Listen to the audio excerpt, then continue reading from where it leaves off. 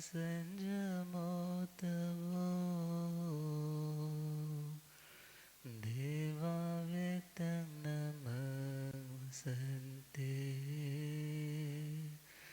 जसधमे सया मणो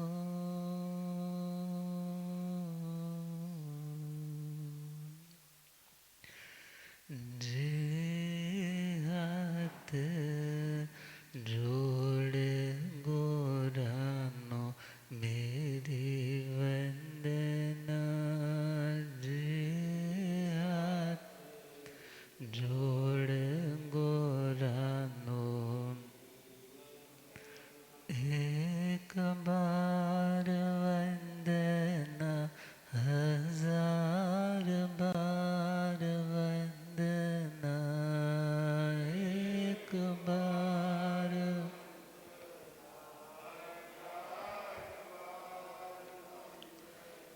लाख बार वंदना करोड़ बार वंदना लाख बार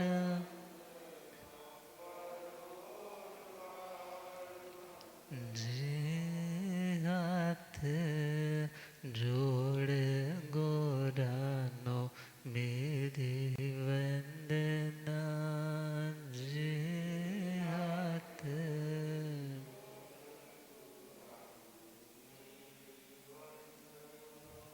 अनंत अनंत शांति के निकेतन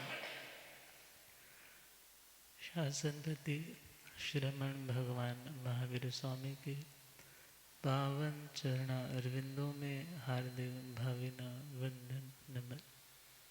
मेरे जीवन को रोशनी प्रदान करने वाले परम उपकारी आगम ज्ञान के भंडार आगम ज्ञाता आगम पुरुष जय शासरतन हिमाचल केसरी उपाध्याय भगवंत श्रद्धे गुरुदेव श्री जितेंद्र मुनि जी महाराज साहब के पावन चरण कमलों में हार्दिक भावना वंदन नमन। पाठ पर विराजमान तपस्वी रतन श्री प्रभु मुनि जी महाराज साहब के चरणों में वंदन।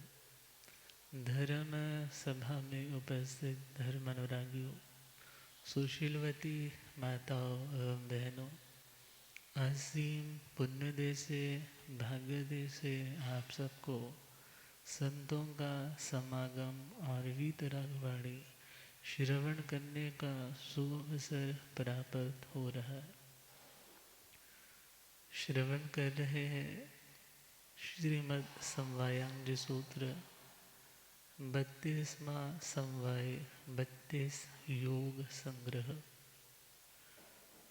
जो आत्मा को परमात्मा भाव के साथ जोड़ने में समर्थ है, उन बातों को योग कहा जाता है।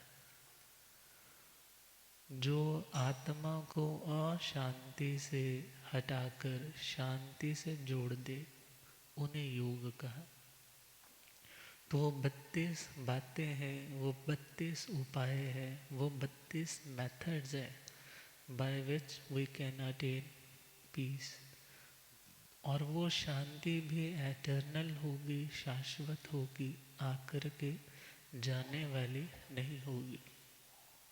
तो 28वां पॉइंट सुन रहे हैं, ध्यान संवर योग। ध्यान चित्त की जब चंचलता हट करके स्थिरता में कन्वर्ट हो जाती, या एक विषय के ऊपर जब धारा प्रवाहित चिंतन चलता जाता है, उन दोनों अवस्थाओं को ध्यान शब्द से शास्त्रों में वर्णित किया। इवन भगवान की जब साधना का वर्णन श्रीमद् आचार्य सूत्र 2 श्रुत स्कंध का 9वां अध्याय आता है, वहाँ पर फरमाया है, अवि जाति से महावीरे आसरणथे अकुकुए झाणम उड्ढमहे तिर्यं च पेहमाणे समाहिं अपरिवन्ने। समाहिम अपरिण्य अर्थात अवीर जाति से महावीर है। भगवान महावीर स्वामी ने भी ध्यान किया। जाति पंजाबी का वर्ड है ना, चाती मारना। चाती मारना मतलब ध्यान से देखना। कैसे देखना? ध्यान से देखना। किसी चीज़ को देखना, किसी चीज़ को निहारना, किसी चीज़ पे कॉन्सेंट्रेट होकर के तन्मय हो जाना, ये सारे के सारे शब्द जाति, जान या ध्यान इस शब्द से ही जाने जाते। तो कहा प्रभु ने भी जाति मारी, प्रभु ने भी ध्यान किया। और किस तरीके से किया? आसन थे, एक आसन में, एक पोस्चर में उन्होंने साधना करने का अभ्यास बनाया। क्योंकि जब तक काया नहीं सधेगी, शरीर की चंचलता नहीं मिटेगी, तो मन की एकाग्रता बार बार खंडित, बार बार डिस्ट्रैक्ट होती रहेगी। तो प्रभु के लिए आता है कि प्रभु ने गोदूह आसन भी किया, वीर आसन भी किया, पद्म आसन भी किया। कभी प्रभु खड़े खड़े ध्यान करते थे। और ध्यान की पद्धतियों में चले तो शास्त्रों में चलते चलते भी ध्यान कह दिया। चलते चलते भी ध्यान। जब इरिया समिति का स्वरूप आता है तो वहाँ पर फरमाया जाता है तम मुत्ते तत्पुरक्कारे ओ उत्ते इरिया, अर्थात तन मूर्ति। तन मूर्ति अर्थात यदि चल रहे हैं तो चलने में ही ध्यान है। जैसे कोई व्यक्ति तन्मय हो जाता है, तन तद रूप हो जाता है, सिर्फ चलने में ही कंसंट्रेशन है। ना वाचना, ना पृच्छना, ना परिवर्तना, ना अनुप्रेक्षा, ना धर्म कथा, ना शब्द, ना रूप, ना गंध, ना रस, ना स्पर्श, मात्र का ध्यान है, सिर्फ चलने में। और जो यत्नापूर्वक जीव दया के भावों के साथ चला जा रहा है, वो चलना भी ध्यान है। और प्रभु ने तो ध्यान किया। और शास्त्रों के व्याख्याकारों ने तो यहाँ तक कहा कि तुम लेटे लेटे भी ध्यान कर सकते हो, तुम खड़े होकर के भी ध्यान कर सकते हो, तुम बैठ कर के भी ध्यान कर सकते हो, और तुम चलते हुए भी ध्यान कर सकते हो। ध्यान तपस्या है। और वो तपस्या कर्मों की निर्जरा, कर्मों को क्षीण बनाने में, कमज़ोर बना कर के आत्मा से अलग करने में सहयोगी। और कहा अकुक्कुए। अकुक्कुए अर्थात भगवान ने किसी भी तरह से शारीरिक चंचलता नहीं रखी, शरीर के प्रति जो मोह नहीं रखा। उनके लिए तो कहा जाता है वो सठ चत देह, कि उन्होंने देह के प्रति आसक्ति का, ये देह मेरा है, इस भावना का भी त्याग कर दिया। और कहा झाणंग, उन्होंने ध्यान किया। उड्ढमहे तिर्यं च पेहमाणे। ऊर्ध्व अर्थात ऊर्ध्व लोक में जो जो द्रव्य है, जो जो पदार्थ है, अर्थात उन पदार्थों का ध्यान। ध्यान का मतलब, जब शुक्ल ध्यान की बात आई थी तो एक शब्द से उसके अर्थ में गहरे उतरे हैं, अर्थ से फिर शब्द में एक पुद्गल पर दृष्टि उठाई लगाई है, तो उस पुद्गल की अनंत पर्यायों पर चिंतन करते करते गहराई में उतर गए। ये अजीव द्रव्य है, ये मेरा स्वरूप नहीं है, मेरा स्वरूप इससे भिन्न चेतन द्रव्य है।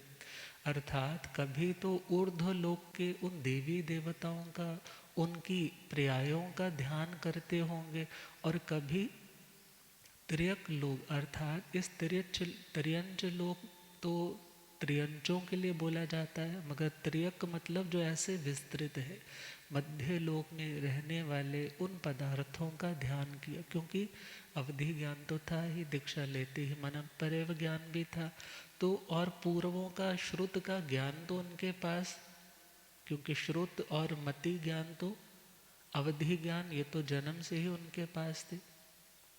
तो कभी उन्होंने त्रियक लोक के पदार्थों के ऊपर ध्यान किया, कभी अधोलोक में रहने वाले पदार्थों के ऊपर ध्यान किया और कहा समाहिम अपडिन्ने।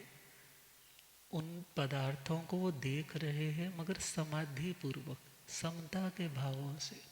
ये नहीं है कि कुछ बढ़िया अच्छा दिख गया है तो उसके प्रति राग, उसके प्रति अट्रैक्शन, फैसिनेशन कुछ ऐसा हो गया, या कुछ बुरा दिखाई दिया है तो उसके प्रति घृणा, नफरत आ गई, या कोई व्यक्ति सपोज अपना कोई इष्ट है, उस व्यक्ति को किसी ऐसी हालत में देख लिया तो उसके प्रति भी कोई राग वाला भाव नहीं, या किसी ने मेरा बुरा किया उसको देखा तो उसके प्रति भी कोई द्वेष वाला भाव नहीं।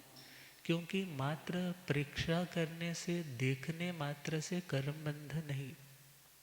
मगर जब क्रियाओं का वर्णन आता है कि दृष्टिजा भी क्रिया होती, कि देखने से भी क्रिया लगती है, मगर वो देखने से क्रिया कब लगे, जब देखने में राग हमारा साथ में जुड़ेगा या द्वेष हमारा साथ में जुड़ेगा। मात्र देखने से किसी को कोई क्रिया नहीं लगेगी। अब प्रभु ने समस्त उन पदार्थों को कभी एक को सिलेक्ट किया, कभी दूसरे को किया, अर्थात इस प्रकार जब 11वां 8वें गुणस्थान से ऊपर की स्थितियां थी, 11वां तो उन्होंने टच करना नहीं, तो 10वें तक की जितनी स्थितियां थी उसमें शुक्ल ध्यान का पहला चरण और दूसरा चरण, जिसमें क्योंकि दूसरा 12वें में आ जाएगा और 11वें तक के पहले वाला कौन सा आएगा, शुक्ल ध्यान का पहला चरण, पृथक्त्व वितरक सविचारी। और उसके बाद प्रभु किस गुण स्थान में शिफ्ट हुए, 12वें में। 12वें में शिफ्ट होते ही अब वो एक पदार्थ को सिलेक्ट करते हैं, एक पदार्थ के ऊपर ही फोकस करके ध्यान में गहरे उतर जाते। यदि अर्थ को सिलेक्ट करते हैं तो अर्थ के ऊपर, जैसे गाय ये शब्द है, इस गाय शब्द से तुम्हें किसका ज्ञान होता है, कि जिसके गल कंबल होगा, जिसके 4 थन स्तन होंगे, जो सींगों वाली होगी, अर्थात उसे देख करके जो बोध हुआ, जो वो बोध रूप बात है, उसका नाम क्या है, अर्थ। अब उस अर्थ का, कभी उस अर्थ को देखते देखते देखते देखते पर्यायों का चिंतन, कर्मों का चिंतन या कुछ चिंतन कर रहे हैं तो अर्थ के ऊपर ही गहरे उतर रहे। तो इस प्रकार जब 12वां गुण स्थान आया तो वहाँ पर वो दूसरा चरण, जिसमें कभी एक द्रव्य को लिया, कभी उसकी पर्याय को लिया, कभी शब्द को लिया, कभी अर्थ को लिया, कभी मन, कभी वचन, कभी काया। अब इस प्रकार चलते चलते अब केवल ज्ञान भी तो प्राप्त करना है। जब केवल ज्ञान हुआ तो कहा झाणंतरियाय वट्ट मानस आणंते आणुत्तरे निवाघाये निरावरणे कसीणे पड़िपुन्ने केवल वर्णाण दंसणे समुपन्ने। ये कल्प सूत्र जी का पाठ है। और ऐसा ही मिलता जुलता पाठ श्रीमद् आचार्य जी सूत्र के द्वितीय श्रुत स्कंध में आता है। सुख झाणंत्रियाय वट्ट मानस निवाणे कसीणे पड़िपुन्ने अव्वा है निरावरणे अनंते अणुत्तरे केवल वर्णाण दंसणे समुपन्ने। अर्थात बताया झाणंत्रियाय वट्ट मानस, जब वे आत्माएं ध्यान अंतरिका में वर्तमान थी, मीन्स ध्यान की अवस्था में केवल ज्ञान नहीं हुआ, किस अवस्था में हुआ, ध्यान अंतरिका।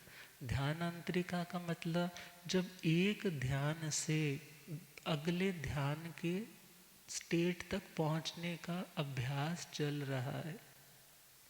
क्योंकि शुक्ल ध्यान का तीसरा चरण सूक्ष्म क्रिया अनिवृत्ति। अब उस तीसरे पॉइंट तक पहुंचने के लिए जो बीच का अंतराल टाइम है, वो टाइम भी क्या है, ध्यानांतरिका। क्योंकि ध्यान कौन करेगा, चित्त को, मन को एकाग्र कौन करेगा, जिसे समाधान नहीं मिला वही तो चर्निंग करेगा ना, वही तो कॉन्टेम्पलेट करेगा, वही चिंतन करेगा। मगर जो ऑलरेडी स्थिर हो चुके हैं, जो ऑलरेडी समाधान तक रिजल्ट नतीजे तक पहुँचे हुए हैं, उन्हें फिर ध्यान करने की आवश्यकता, उन्हें ध्यान की आवश्यकता नहीं। तो कहा ध्यान अंतरिका। ध्यान अंतरिका मतलब वो शुक्ल ध्यान का दूसरा चरण था। अब दूसरे चरण के बाद जैसे ही उन्होंने ध्यान अंतरिका में है, तो ध्यान अंतरिका में ही वो 4 कर्म, क्योंकि मोहनीय कर्म तो पहले क्षीण हो गया था, तभी 12वें में आए थे क्षीण मोहनीय गुणस्थान। मगर जो 3 कर्म शेष है, ज्ञानावरणीय, दर्शनावरणीय और अंतराय, इन तीनों कर्मों का युगपत, युगपत का मतलब है साइमल्टेनियसली, एक साथ ही क्षय कर देते हैं, उसे खत्म कर। जैसे ही खत्म किया है तो उन्हें कहा अनंते, जो कभी एंड पॉइंट को प्राप्त नहीं होगा, खत्म नहीं होगा। अर्थात यदि उसका ओरिजिन है तो उसका कभी क्या लास्ट टाइम भी आएगा? बोले नहीं। अनंते, जो कभी खत्म नहीं होगा। आण उत्तरे, जिससे ऊपर, जिससे बढ़कर के दुनिया में कोई और ज्ञान नहीं है। अर्थात ऐसे निव्याघाय, निर्व्याघात, अर्थात जिस ज्ञान की रश्मियाँ जब बाहर जाती है तो कोई उसे व्याघात रोक नहीं सकता। आप टॉर्च उठाओ, टॉर्च से यदि तुम कोई चीज़ सर्च कर रहे हो, उस रास्ते में सपोज कोई व्यक्ति आ जाए तो रोशनी क्या हो जाएगी? प्रतिहत हो जाएगी, रुक जाएगी। आगे क्या है, रोशनी ही नहीं पहुंचेगी तो उस अंधेरे में तुम्हें दिखाई भी नहीं पड़ेगा।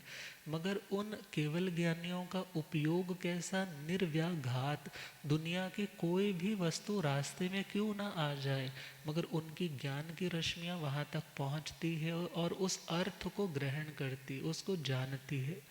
और कहा निरावरणे, आवरण ढक्कन को भी बोलते हैं, आवरण पर्दे को भी बोलते हैं।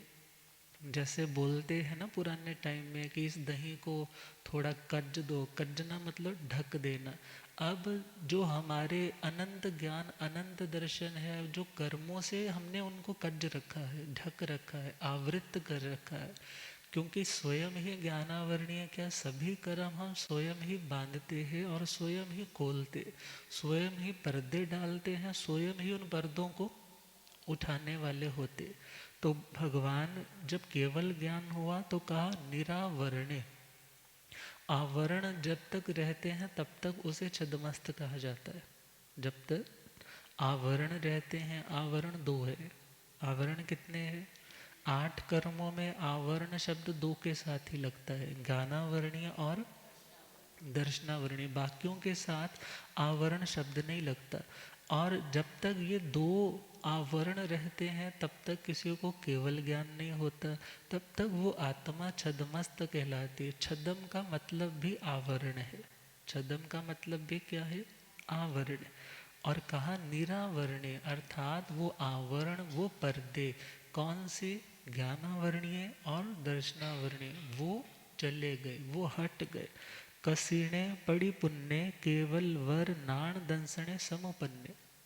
कसीणे का मतलब है समग्र, समग्र का मतलब है किसी चीज़ के हर एंगल से जानने की एबिलिटी। और पड़ी पुण्य का मतलब है प्रतिपूरण, प्रतिपूरण का मतलब उसका एक भी अंश उससे अछूता नहीं रहेगा, वह सब कुछ जानने देखने वाले केवल वर नाण दंसणे समुपन्ने। उन आत्माओं में केवल, केवल का मतलब संपूर्ण, और वर का मतलब है श्रेष्ठ, ऐसा श्रेष्ठ संपूर्ण। नाण अर्थात ज्ञान, दर्शन का मतलब, दर्शन का मतलब सामान्य अवबोध, सामान्य जानकारी। ज्ञान का मतलब विशेष जानकारी। ज्ञान को साकार उपयोग कहा जाता है और दर्शन को, हाँ, अनाकार उपयोग भी कहा जाता है। क्योंकि साकार का मतलब क्या?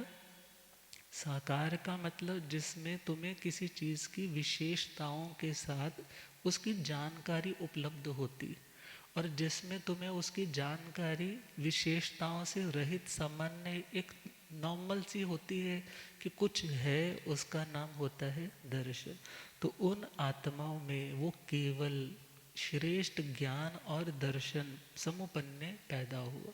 तो वैसा ही सेम पार्ट आचार्य सूत्र में है कि सुख ध्यानंतरियाय वट्ट मानस, शुक्ल ध्यान की ध्यान अंतरिका में शुक्ल ध्यान के 2 राउंड उन्होंने कंप्लीट कर लिए हैं। 3rd राउंड कब स्टार्ट होगा? जब केवल ज्ञान हो चुका होगा और अंतर मुहूर्त 14वें गुण स्थान में जाने से पूर्व की स्थिति होगी। तो इट मीन्स उससे बीच का जो टाइम ड्यूरेशन है वो अंतर मुहूर्त का भी हो सकता है और वो देश ऑन करोड़ पूर्व का भी हो सकता। इतना लंबा टाइम स्पेन वो आत्माएं ध्यान नहीं करती, मगर उन्हें ध्यान अंतरिका में क्या हुआ? केवल गया। मगर इस ध्यान अंतरिका तक पहुंचने के लिए तो ध्यान करना पड़ेगा ना। उस ध्यान अंतरिका तक पहुंचने के लिए ध्यान करना पड़ेगा। ध्यान में स्थिर रहने के लिए स्वाध्याय करना पड़ेगा। स्वाध्याय नहीं तो ध्यान नहीं, ध्यान नहीं तो ध्यानांतरिका नहीं, ध्यानांतरिका नहीं तो केवल ज्ञान नहीं। और जब केवल ज्ञान हो गया तो क्या कहा? वीर स्तुति बहुत से लोग हैं जो नित्य प्रतिदिन पढ़ते हैं, तो वहाँ पर 16th गाथा आती है। आणोत्तरं धम्म मोहे रहता, आणोत्तरं जानवरं जियाय, सुसुख सुख अपगन सुख, संकेंदुए गंधवदात सुख। क्या फरमाया? आणोत्तरं धम्म मोहि रहता, केवल ज्ञान पैदा हो गया तो उन्होंने उस ज्ञान के प्रकाश में देखा कि दुनिया के लोग कितना गलत कॉन्सेप्ट बना करके चले हुए।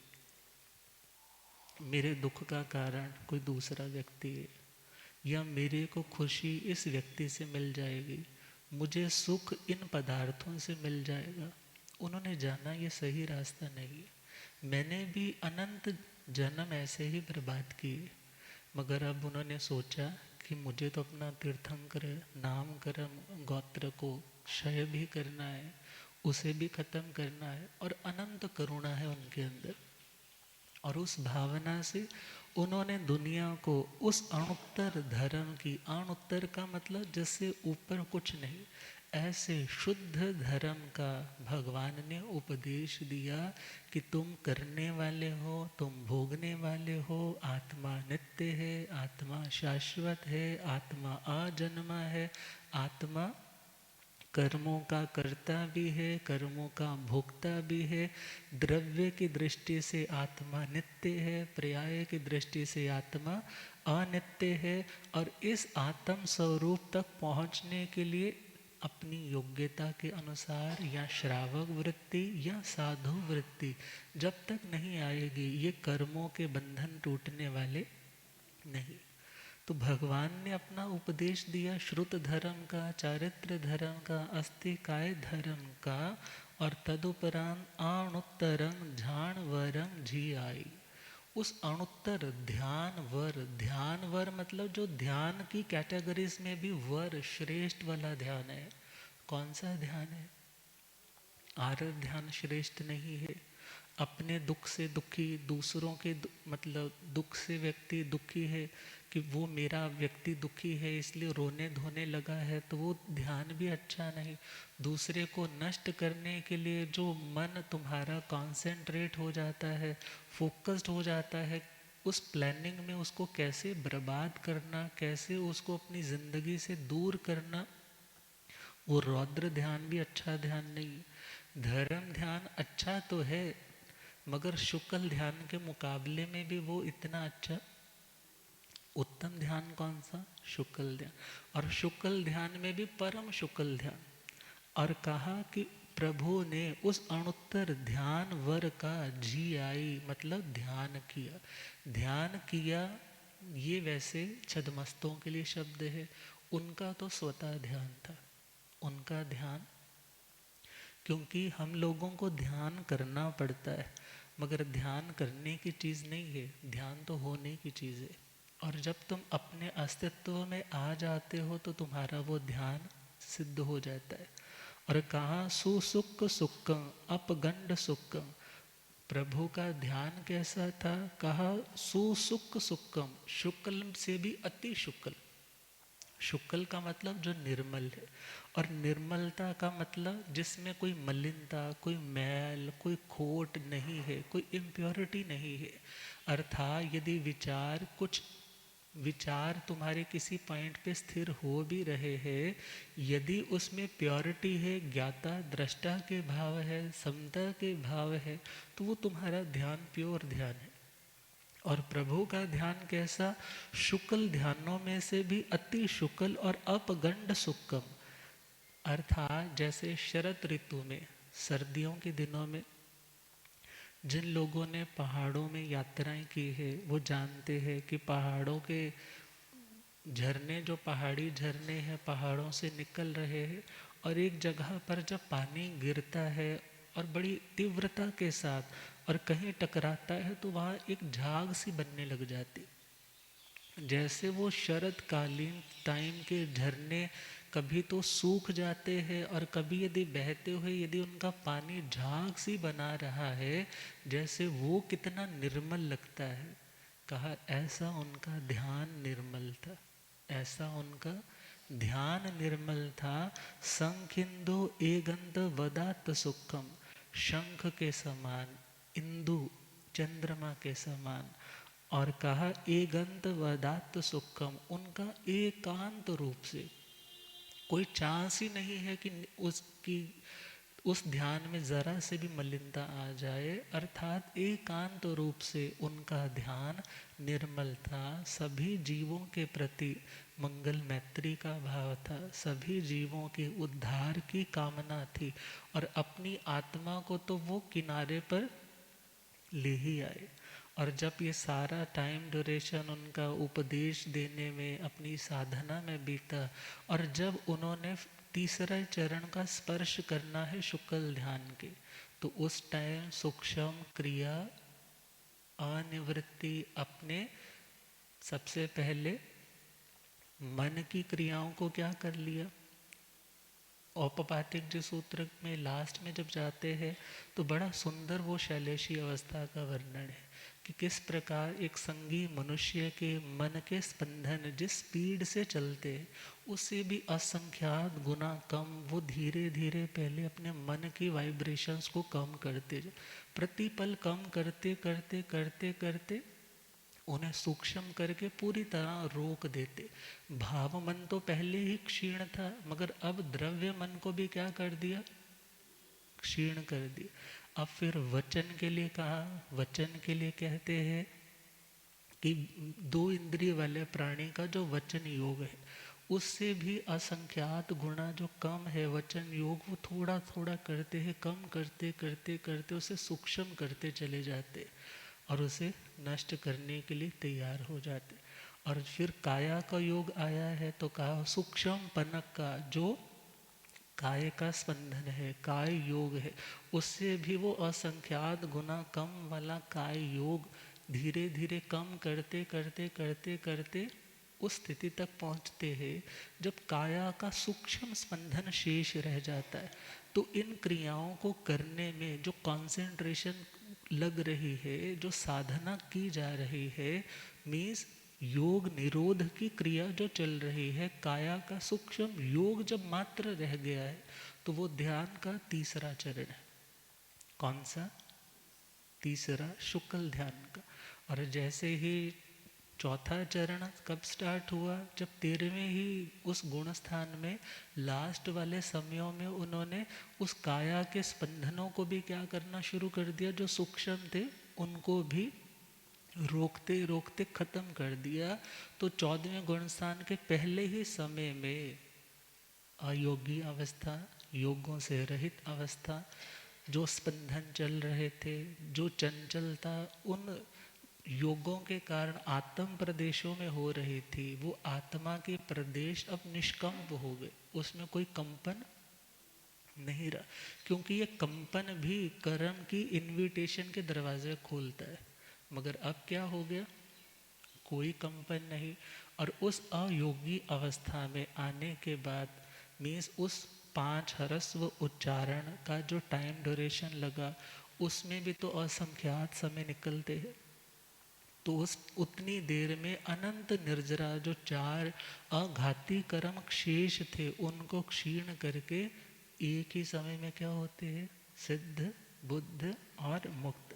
और वहां पर अगली ही गाथा में फिर फरमाया, अणोतरंगं परममहेसि आशेष कम्मं सविशोहित सिद्धिं गयं साय मरणन्तपत्ते नाणेन शीलेन यन्दसनेन। अणोतरंगं परमं महेसि, भगवान ने उस सिद्ध गति को प्राप्त किया। किसके बल से प्राप्त किया? किसी कृपा से नहीं, किसी देवता के सहयोग से नहीं। नाणेण शीलेण यदंसनेन, ज्ञान के बल से, दर्शन सच्ची श्रद्धा के बल से, और तीसरा चारित्र के बल से। नाणेण शीलेण, शील का मतलब शील, शील का मतलब आचरण, आचरण का मतलब चारित्र के बल से, और दर्शन का मतलब सम्यक श्रद्धा, तत्वों के प्रति सही जानकारी और उसके प्रति पूर्णतया समर्पण का भाव कि ये सत्य है, ये परमार्थ है।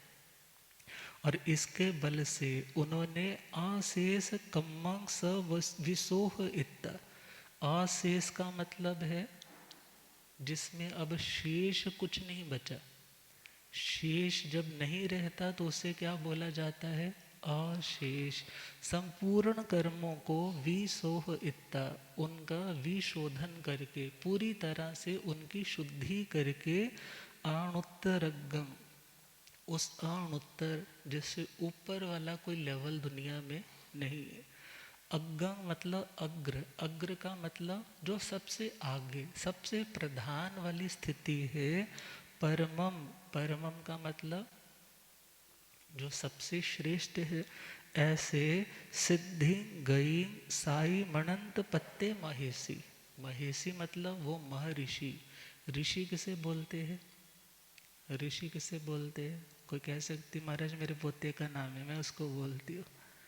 अब ऋषि कर्मणाम रेषणात् इति ऋषि, जो कर्मों को रिक्त करता है, जो कर्मों को खोखला करते करते करते करते कर्मों को पूरी तरह से खत्म करता है, उसे ऋषि बोलते। अब जिसे तो ज़्यादा टाइम लगे उस कर्मों को नष्ट करने में, वो सामान्य ऋषि, और जो बहुत जल्दी से कार्य वो कर ले उसको क्या बोला? महर्षि। तो ऐसे महर्षि भगवान महावीर स्वामी उस अणुत्तर, उस अग्र, उस परम सिद्धि गति को क्या कर गए? पत्ते, पत्ते मतलब प्राप्त हो गए।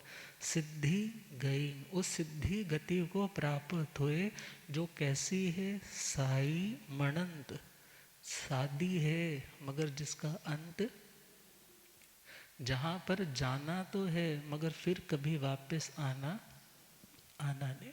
मगर उस लेवल तक जाने के लिए सबसे पहला सहयोग किसका है? क्योंकि ये धर्म रुचि किसी किसी को तो नैसर्गिक होती है, किसी को अधिगम से होती है, गुरुओं की सन्निधि से होती है। मगर जिसे स्वाभाविक रूप से भी कोई जाति स्मरण ज्ञान आदि या कोई किसी को निमित्त इत्यादि से जागृति हो भी जाए, तो उसमें भी निमित्त कौन बनता है? पूर्व जन्म में किसी न किसी गुरु की सन्निधि में वो रहा होगा।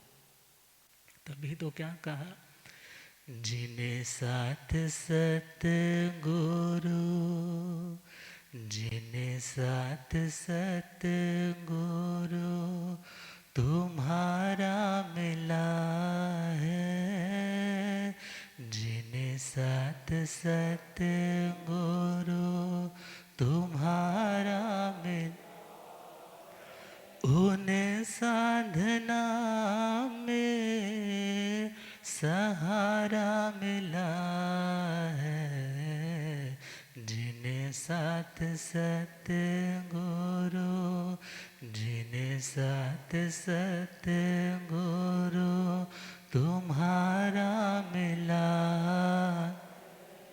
उन्हें साधना में सहारा मिला है, जिन्हें साथ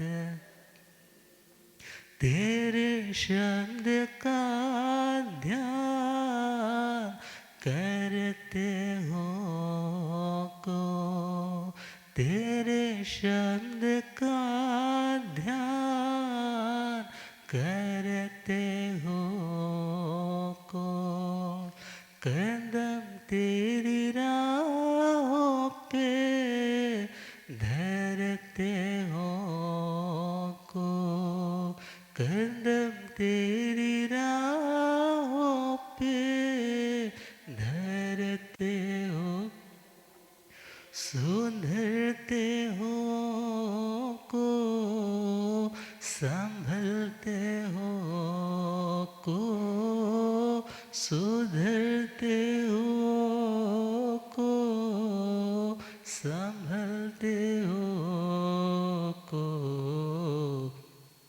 तेरी रहमतों का, तेरी रहमतों का इशारा मिला है, तेरी रहमतों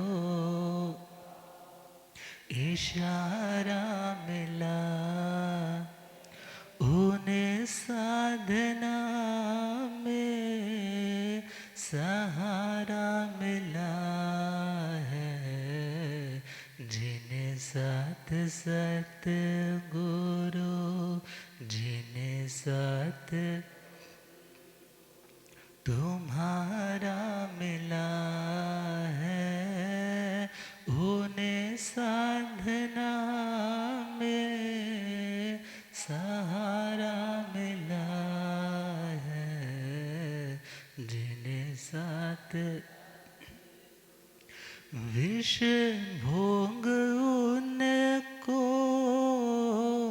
गिराएंगे कैसे, विष भोग उनको गिराएंगे, उन्हें ताप दुनिया के सताएंगे कैसे, उन्हें ताप दुनिया के सताएंगे, वो माया के बंधन में आएंगे कैसे, वो माया के बंधन में आएंगे,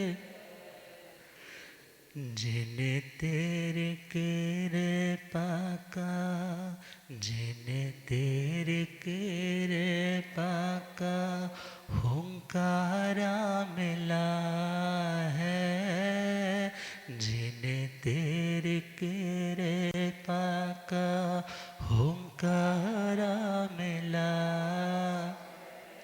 उन्हें साधना में सहारा मिला है, जिन्हें साथ सतगुरु, जिन्हें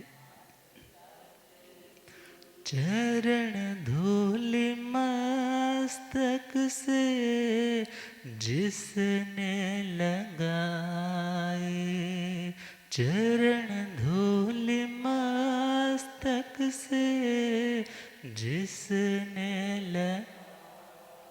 प्रकट हो गई उसके दिल में खुदाई, प्रकट हो गई उसके दिल में, मिली तेरी सतगुरु जिसे रहनुमाई, मिली जिन्हें रहनुमाई, उन्हें पुण्य जन्मों का, उन्हें पुण्य जन्म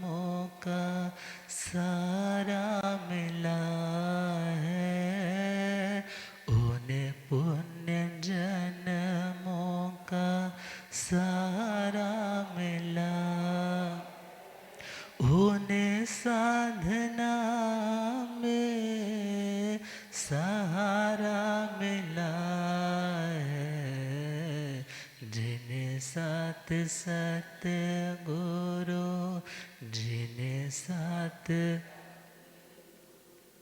तुम्हारा मिला है, उन्हें साधना में सहारा मिला है, जिन्हें साथ साथ। तो उस ध्यान के शिखरों तक जाने के लिए गुरु का संयोग, गुरु की सन्निधि और उनके चरणों में रह कर के ज्ञान का अभ्यास, ये तो जरूरी। गुरुदेव बता हो रब मेरा सत गुरु बन,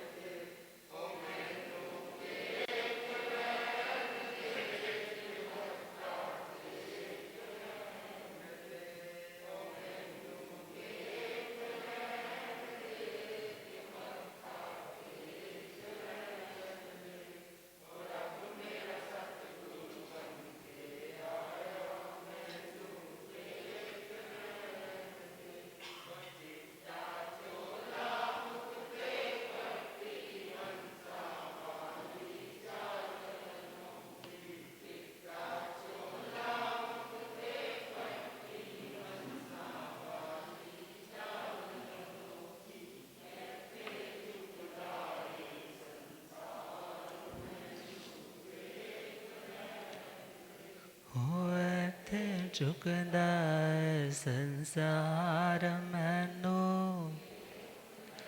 हो रब मेरा सतगुरु बन के आया मैनो। भूलिया गम ज्ञाता आगम पुर जिन शास्त्र तन हिमाचल के श्री उपाध्याय भगवंत श्रद्धे गुरुदेव श्री जितेंद्र मुनि जी महाराज की। तो अब ध्यान की अनुप्रेक्षाएँ आएंगी, तो उसके ऊपर शुक्ल ध्यान की अनुप्रेक्षाओं को कल श्रवण करेंगे। आप गुरुदेव कृपा करें।